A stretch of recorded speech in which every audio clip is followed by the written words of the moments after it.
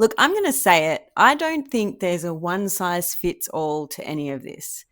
I do think that the law of attraction does lead you down a bit of a one-way street or a dead end maybe with the vibration stuff, because I followed the law of attraction for a while and I really resonated with the vibration being on the right frequency, but I don't think that's helpful. I don't think that actually moves the needle as fast as law of assumption concepts work. And that is all about the subconscious mind and reprogramming your thoughts and constantly flipping your thoughts, not just feeling good, because I think the law of attraction really talks about, feeling and being on the right frequency to attract what you want, and the universe gives it to you and all this. And unfortunately, I don't really believe that anymore. I say unfortunately because I thought it was really good for a long time and I wish I'd known about this sooner. And it really does touch on these concepts of you create your reality with your thoughts. It does touch on it, but doesn't drill it home hard enough. And I think, one, I was here to tell you that you need to love yourself, because that's what changed everything for me first. That's what got me on the journey, realizing I really didn't love myself.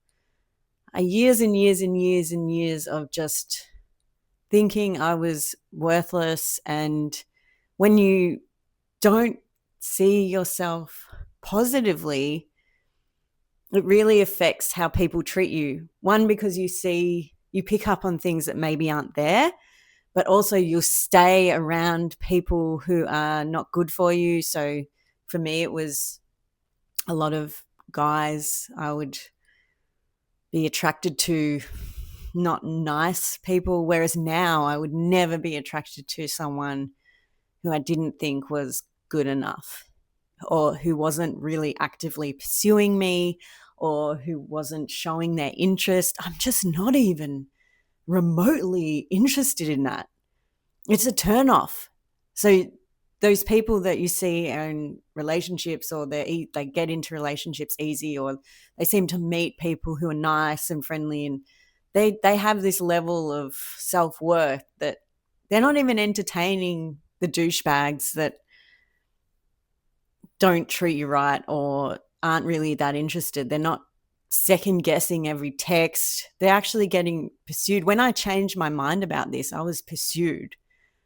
I never had to wait for a text. I never had, it was like night and day. I never had to worry about what I was going to say. I don't know. I was just really confident. And it's because I wasn't attracted to the loser, the person that didn't like me. Whereas a lot of people get into situationships and things where the person or the guy is hot and cold and not interested, which I was in those. So yes, one, I was put here to talk about self-love, because I still think this is the most important thing. But now, knowing about the law of assumption, I'm taking it one step further and talking about how you can control the thoughts that go into your head, and you need to work out your subconscious thoughts. So you know, it's good to know what they are, but to make sure you change those so you get better outcomes in life. I pretty much destroyed my last relationship because of my subconscious beliefs that I was going to be abandoned, and that guys don't really want to be in a relationship. These are the beliefs that I had before. And so it was earth-shattering, because I was in early 40s. I thought, this is it. This is my person. This is my soulmate. I've waited all this time, and it was very law of attraction-y stuff. So I'd scripted about this person, and he was there.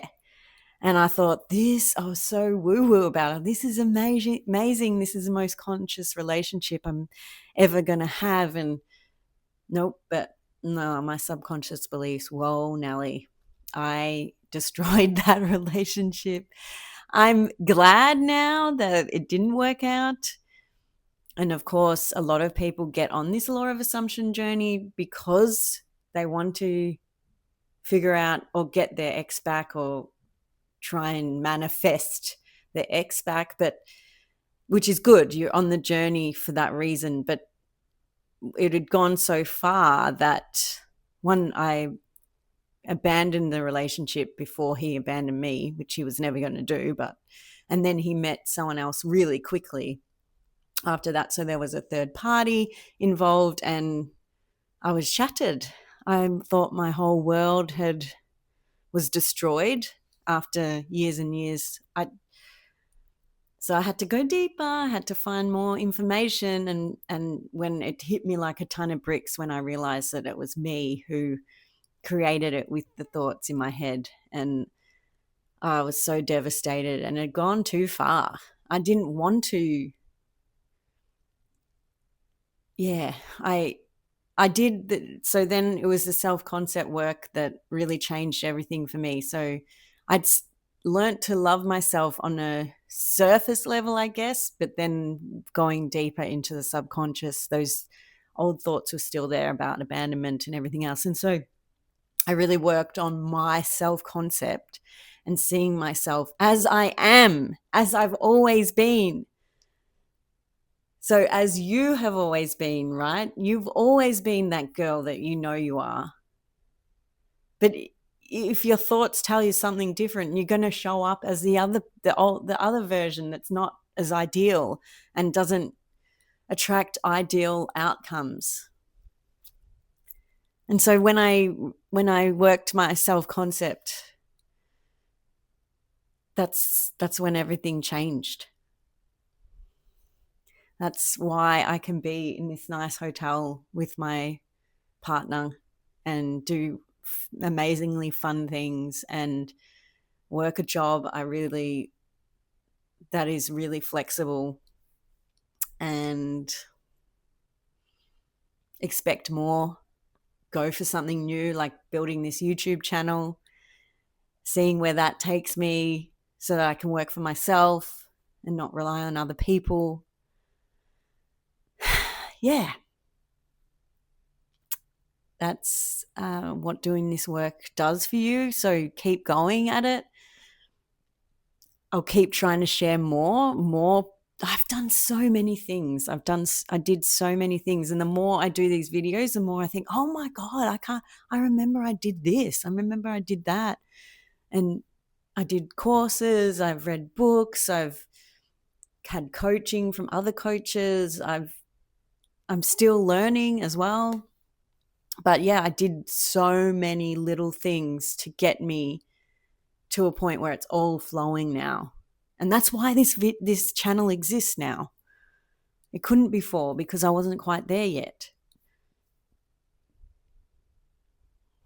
Yeah. I don't know who needed to hear that, or you obviously did. You obviously needed to hear this. So thank you for listening. And I just want to say well done for taking steps to control your life and to live a life that you want, not this in the box. Nah, we don't need to be in the box. No, I don't want to be in a box. Let me enjoy life. And that's the way we can control and have the life we want is just by thinking better, flipping those negative thoughts and getting help if you need it. Getting help, doing courses, doing meditations, doing affirmations, doing all of the things that people talk about, doing them, actually doing them. All right, that's enough for me. I hope you liked that. Please subscribe. Please put a like and a comment down below, and I'll see you in the next video.